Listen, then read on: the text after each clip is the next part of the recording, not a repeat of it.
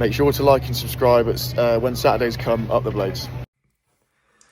Hello everyone, welcome back to When Saturdays Come with me, Dry Bright. So, how are we feeling? Are we feeling any better after the last week? I'll tell you, I found it absolutely a hard week. Losing at Oxford and against Millwall, which I found that a really quite tough one to take. But, you know, you've got to take it on the chin and we move on. I put something out there earlier in the week after the Millwall game on Blades Ramble, Jimmy's channel. If you've not watched that, please like and subscribe to that channel as well. And happy birthday, Jimmy. I hope you're well and I've had a good day with your family. So I put something out there on that channel in the week and I said to Jim, would you have took this at the beginning of the season, being third in league, you know, and 5 games to go? Would we have took it? Bearing in mind we had a rebuild, you know, we started practically from scratch. So I put that out there to you now and put it in the comments if you would you have took it? You know, if we'd have been in third with 5 to go. I know it seems a bit hard, doesn't it, when we've had a great season and we've been top, we've been second, now we're third, and we're 2 points behind Burnley and Leeds. I would have took it, 100%. I would have took it, but I think are we you know, sort of, how can I put it? I think, are we doing better than we thought we would be? Because I thought we'd be like mid-table when the season started, and I've been happy to have a rebuild on that. But Chris Wilder's done such a great job in rebuilding squad that we're not entitled. We're definitely not entitled to get automatic promotion. We have to earn it, whether it's through playoffs, automatic, or even if we have to have another season. You know, it's just going to be a wait and see, isn't it? So really, we've got to take stock, get behind the team. There's 5 to go. Anything can happen, and it will. I've said it before, because what I'm saying, if Leeds and Burnley win all the 5 matches, they deserve to go up, 100%. No, we're not going to argue with it. We'll just have to go in playoffs and have a bash in that. But let's not get too downhearted where we are. I think we play Plymouth on Saturday, Pilgrims. You know, the taking nothing for granted at all, because they're bottom of the league. It doesn't mean that they're not going to be a pushover, because they won't. They've got a new manager who took over from Wayne Rooney, Miran Muslik, Austrian guy. There's been a tough season for them back in Championship. They play different systems. They are flexible. They played 3-4-2-1. They played 3-4-1-2. They played 5-3-2. They played 4-4-2 under different managers with Ryan Lowe and Wayne Rooney. And so it's trying to adapt in Championship and find a system which works for the players that they've got. That don't mean to tell me that it's going to be any easier. I know they lost 3-0 at Swansea the other night. So they're not in a great place. They are struggling. They'll not go out without a whimper. Teams don't. You know, they're playing Sheffield United. They'll raise the game 10%, as they would if it were Leeds, as it was if it were Burnley. They played 20 games at home. They've won 7, drawn 7 and lost 6. The last 5, they've won 2, drawn 1 and lost 2 at home. The goal scored is not great, 1.05. Which is poor, and they've conceded 1.95, which is poor as well. So they're not a great team. I've got to say, Ryan Hardy's their top scorer with 8. Bundy's got 6. Havel's got 3. The assists, Bundy's got 5, and Hardy's got 3.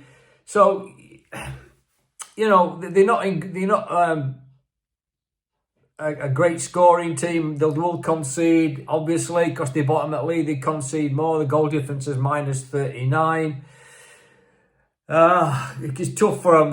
They played 41, won 8, drawn 13, lost 20, 37 points. We know what it's like. We've been there, haven't we? We know what it's like when we're bottom at league and you're struggling. You're trying to find a way. You're looking for inspiration. You're looking for confidence. and it's tough, and I do feel for them, but you know, again, it's all about Sheffield United in it, and we want to get promotion one way or other, whether it's by automatic or whether it's by playoffs or whatever, which way we can do it. And last Saturday against Oxford, it were in our hands. We were top, 2 points clear, and now we're 2 points behind a week later. So it's topsy-turvy. It's squeaky bum time coming, as we know. You know, Leeds have got Preston North End at home. That could be not an easy game for them. Burnley have got Norwich at home. I'm expecting them to win the games. Why wouldn't I? You know, they're going for it. It's who's got the bottle, who's gonna be able to hack it out, who's gonna keep the nerve, hold the nerve. And that first goal is so important. So important, because if we get behind again 1-0 at Plymouth, we know what's going to happen. It's going to be 10 men behind ball. It could be hard to break down, as it was at Oxford, as it was against Millwall. We will have loads of possession. We don't score many goals. We've got to find a way to get that first goal. And I'm sure Chris will make changes, 100%. If he don't make changes this Saturday, then I would question why. After he's given him the opportunity, he picked the team at Oxford, he gave him a second chance against Millwall, and we failed. So I'm expecting, you know, at least three changes for the side on Saturday. You know, one thing I would say, you know, you've got to get behind the team. Chris mentioned it after Oxford game, there were sections that the away supporters having a dig at fans after they'd lost. I mean, I get it. I understand it. You pay your money, good money. You worked hard all week. You've gone down to Oxford. You're frustrated.